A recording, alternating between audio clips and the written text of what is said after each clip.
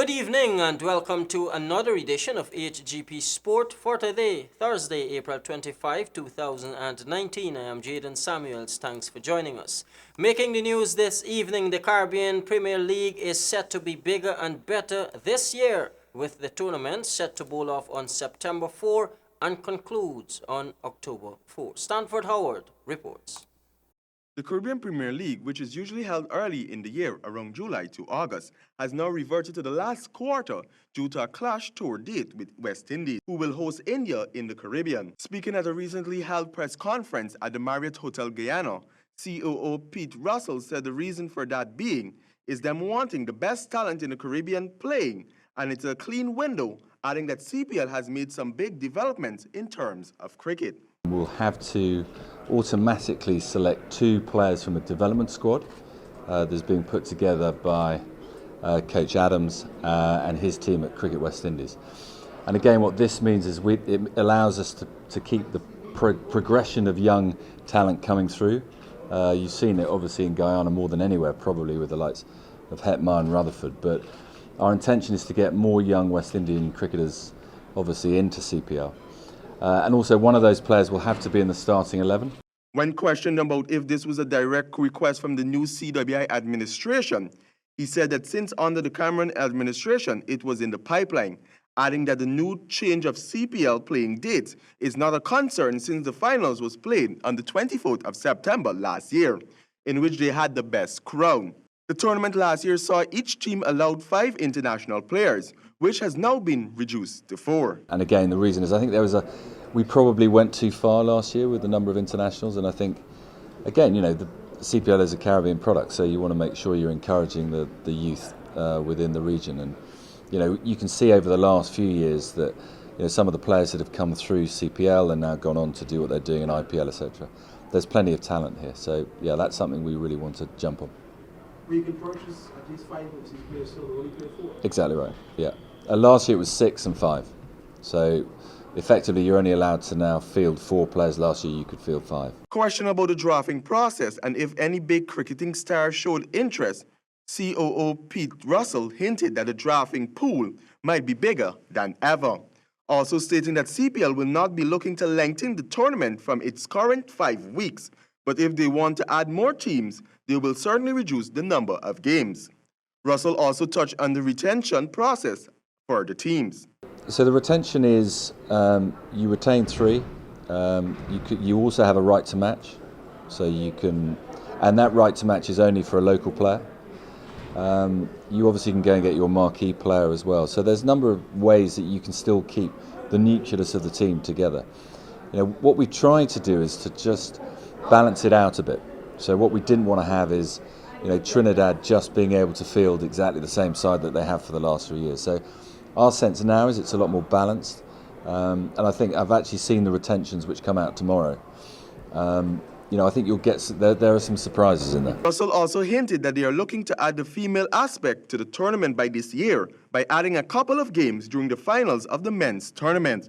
But in terms of creating a women's tournament, that is up for discussion with Cricket West Indies. For HGP Sport, I am Stanford Howard. More cricket news. West Indies batting legend Brian Charles Lara says current side consists of match winners, but consistency remains the key to their success in English conditions. Teaming with fast bowlers and aggressive batsmen, West Indies were once considered invincible and won the opening 2 editions of the World Cup in 1975 and 1979.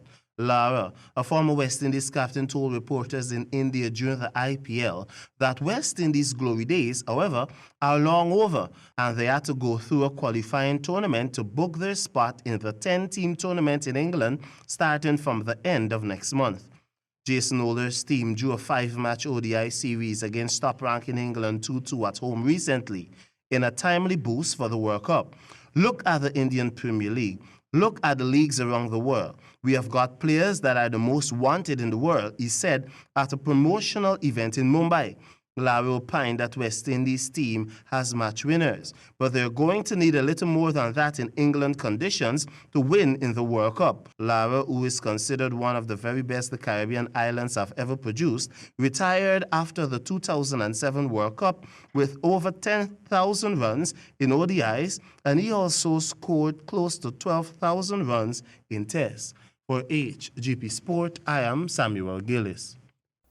More cricket news. At the end of March 43 in this year's IPL, Chennai Super Kings remains in the lead on the points table with 16 after winning 8 of their 11 matches. Delhi Capitals is in second place with 14 points after winning 7 out of their 11 games, and in third, Mumbai Indians on 12 points from 6 winning games, and in fourth, Sunrisers Hyderabad on 10 points.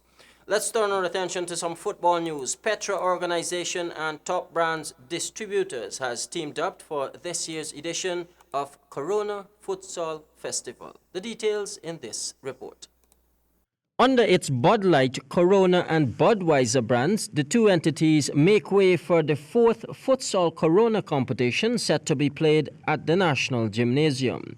The competition seeks to give clubs from around Georgetown a say in the bragging rights the competition will bring, and is being organized by Petra Organization and sponsored by Top Brands Distributors. Speaking at the launching of the tournament today, co-director of Petra Organization, Troy Mendonca, explained the tournament. So our structure will be an elimination among the 24 teams, which is a straight knockout.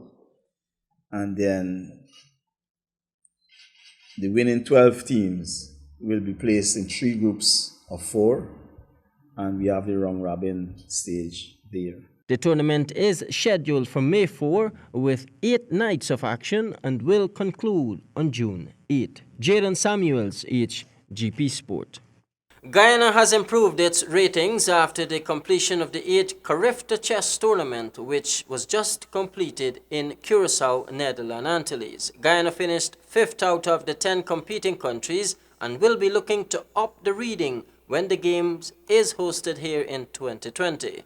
Meantime, Guyana swim team, who had some outstanding performances, especially by Alika Prasad, who copped 3 gold medals in the girls 11 to 12 category, winning gold in the 50-meter freestyle, 100-meter freestyle, and 100-meter butterfly.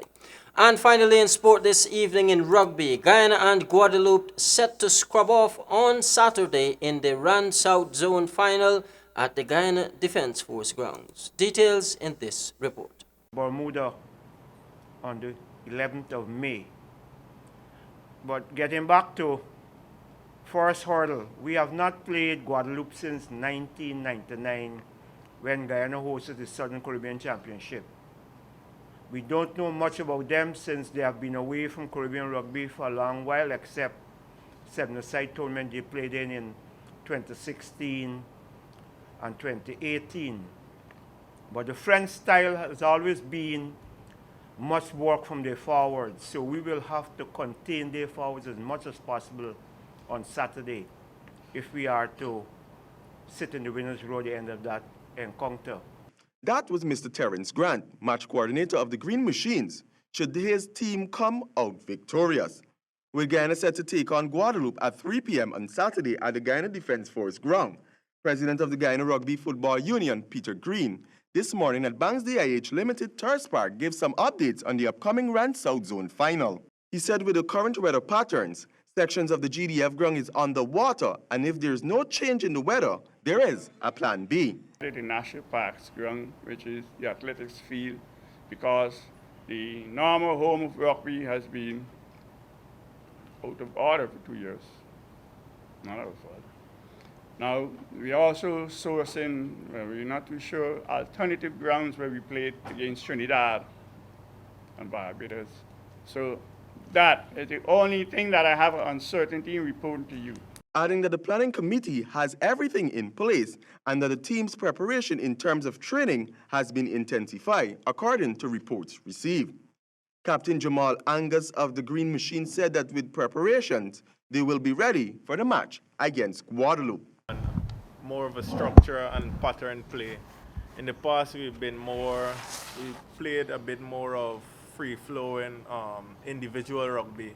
And coming up in the few years past, it just hasn't worked for us. So we set it a pattern, and we try to get it working, try to involve all the players, get it set in their head. So we're going to stick to our pattern during the game.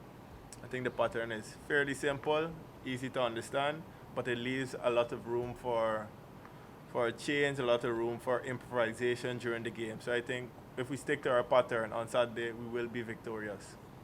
Okay, thank you. Troy Peters, Public Relations Officer of Banks DIH Limited, said that the beverage giant has stuck with the green machines through thick and thin over the years. But what's happening today with the weather, I want to say rugby is becoming the new cricket, because every time we say rugby in Guyana, there seems to be rain. But we anticipate that the Guyana team will do extremely well on Saturday, and we look forward to success for the team. And we also would like to wish the Guadeloupe team a warm Banks welcome. He noted that with crowd support, the team will do better. Admission to the finals is $500 for adults and children, free. For HGP Sport, I am Stanford Howard. That brings us to the end of another edition of HGP Nightly News. I'm Jaden Samuels, reminding you to say yes to life, yes to sport, and no to drugs. Good night.